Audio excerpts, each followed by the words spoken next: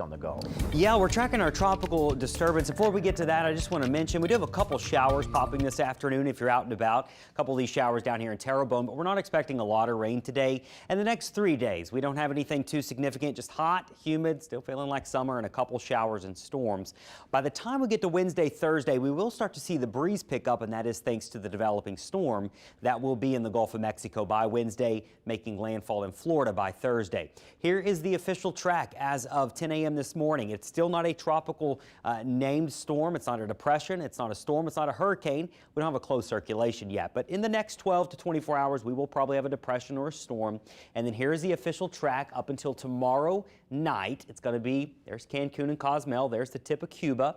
It'll start to make that turn. It will thread the needle, as we say, move through the Yucatan Channel, meaning we probably will not see the intensity knocked down because it doesn't move over land. And then this is when we expect it to really ramp up. Once we get into Wednesday, it's intensifying very quickly. Thursday is landfall in Florida, probably either Thursday afternoon or Thursday night. Somewhere from the Panhandle, the Big Bend, all the way potentially down to Tampa is currently in the cone as it stands right now. And then it'll quickly move up to the north through Georgia, Tennessee, bringing wind and rain as it penetrates pretty far inland.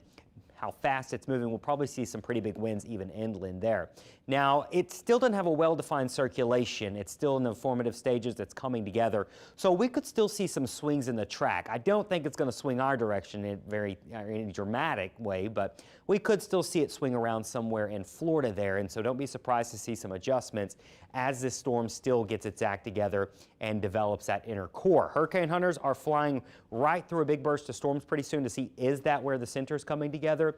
Their data is crucial to plug into the models. Once we can plug that in, the forecast naturally becomes more reliable. You can see them flying down there in the Caribbean. They're probably going to try to fly right in here where these big thunderstorms are going up. That may be where we're seeing a circulation form. So let's talk about the steering currents, because you're probably going, okay, is it going to make this turn? I'm a little worried. And, you know, we always watch these things. The reason it's going to look like it's coming directly at us today and tomorrow, it's riding around this ridge. This ridge is still here, but it will slowly begin to weaken on Tuesday. That will allow the northwest movement to continue through tomorrow.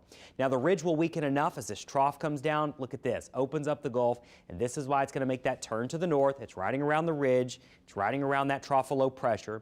And as it gets close enough to that trough, it's going to slingshot it up into Florida, speed it up, and that's why it's going to move so far inland quickly as we get into Friday and Saturday. Intensity of this thing could be quite interesting. It's riding over very warm waters. There's the loop current it's going to ride over. You couple that with low wind shear, and it really looks like this thing could become a major hurricane as it moves towards Florida here on Thursday. So there it is, becoming a hurricane Wednesday early in the morning. Really ramps up quickly, rapid intensification. That is a significant hurricane. Right off the coast of Florida, sending surge and rain, and then wherever it makes landfall, of course, that's where the worst of it will be. Notice we don't have much going on here in our local area. We don't have big winds from this. We don't have significant rain. Now, it will be breezy at times Thursday. There will be some passing showers occasionally, but that core of winds right there in the yellow and the white, that's your major hurricane. Moving closer to Florida, you can see winds for us really stay below tropical storm force here in the Louisiana and Mississippi areas. So I don't expect anything significant from this. The big rain is going to be off to our west as well. We'll have some isolated showers, but you can see just how far west you go. Things really, really dry out quickly, and look how wet it gets as you head towards the east. One thing we're going to get from this, that weak cool front, that's going to come in behind the hurricane, dry us out. We will have some really lovely weather by the end of the week, it looks like. So best chance of rain, let's say Wednesday, Thursday, although there's a chance today and tomorrow. It will be breezier Wednesday and Thursday as that hurricane ramps up. Winds will get worse the further east you get and out in the Gulf of Mexico. And then once we get into Friday, Saturday, Sunday, it looks like we'll dry things out and low humidity making it feel nicer.